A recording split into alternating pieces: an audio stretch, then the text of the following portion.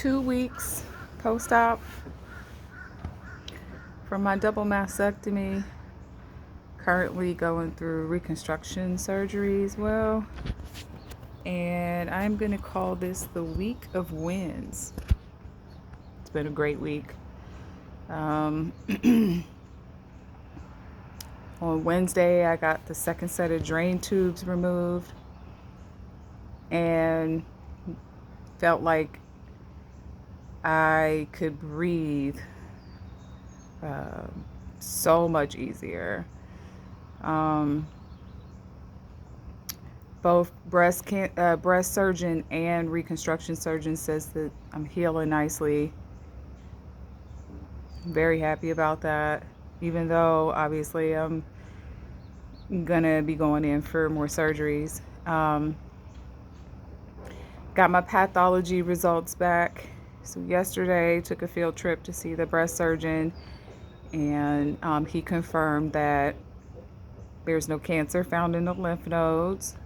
There was no additional cancer outside of the margins of the tumor, and they obviously got the DCIS that was in the milk duct because they took all the breast tissue. And then lastly, no additional cancer found in the right breast. So those are all great great findings. I can breathe a little bit better. I am allowing my friends and family to do majority of the celebrating because I have to still stay focused.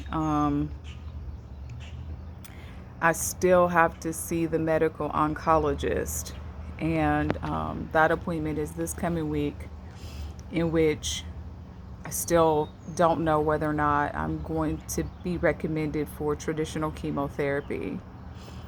I am no longer a candidate for radiation. I don't and will not need radiation, so that is also another win. But as far as the actual chemotherapy, I won't know until I talk to a medical oncologist, and that is determined on the actual cancer cells. They do additional, they call it an oncotype or oncology type. And then there's the breast cancer stage, there's a grade, and then there's a oncotype or oncology type. So I still have to find out what grade my cancer was and what my oncotype or onco score is.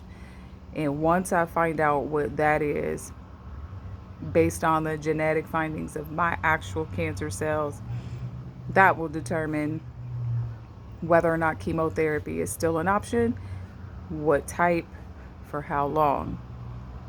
What does all that mean? Well, traditional chemotherapy means that I will feel like I've been hit by a freight train more than I already do. I'm going to deal with whatever side effects come with whatever chemo treatment comes with that. I will lose my hair. And I have to wear the tissue expanders for as long as I'm going through the chemotherapy treatment. They will not do the transfer surgery to do my new implants until the chemotherapy treatment is complete. That's what that could potentially look like. I am not putting that out in the atmosphere, but I am a realist. And my realistic way of thinking is why I've been able to handle this journey the way I have been so far. I do appreciate everyone's positive outlook, their well wishes, their faith. I also still have faith, but me being realistic with the way things could go, and based on my past experience with cancer, I don't have the luxury of burying my head in the sand and not thinking about the potential path that this could take. if in fact that which we're all hoping for, that I don't have to do traditional chemotherapy, I will still have to do oral chemotherapy for a minimum of 5 years, potentially a maximum of 10 years. But I will only have to wear these tissue expanders for 3 or 4 months, and then I can have my transfer surgery and start working on the road to recovery. Next week, I also get to talk to the doctor about getting into physical therapy and when we would be potentially looking at doing that. That made me excited because I am an athlete, I am a mover and shaker. I know I've only been sitting still for 2 weeks, but your girl's ready to move. Um, I will actually start doing a little walking, nature walking next week, now that the drains are gone and now that I can stand up a little taller. I was a little worried about my posture and like tripping over my own feet while walking. So I'm going to attempt to do a little bit of walking this coming week and try to find a comfortable position to sleep in, because that's, even without the drains, that's still a journey. My left side is very tender, and that's the side where they took the lymph nodes. So I'm dealing with a little bit more pain and discomfort on my left side, and trying to avoid developing lymphedema because they took my lymph nodes from the left side. So drinking a lot of water, keeping my feet elevated when I'm sitting, and but anyway, lots of wins this week. This was my mama's last week here as well. So my sister's now going to take shift and spend 2 weeks with me, and yeah, the process is long, and there are processes in the process. And I am learning a lot about patience through the processes.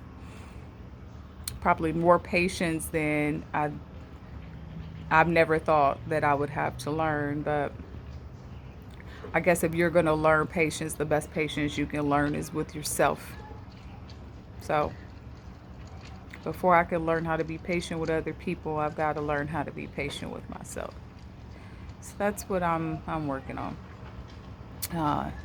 In the meantime, I have been enjoying my balcony. It's my favorite place in the house. My favorite place. It doesn't matter what the weather is. I can be out here all day. So I've been getting a lot of fresh air and being able to look at my nature preserve outside my balcony and look at the marina and watch the eagles. I've got eagles out here and other birds that I can't tell you what those are, but definitely eagles. And yeah, I had a good week. So pushing for some more good weeks.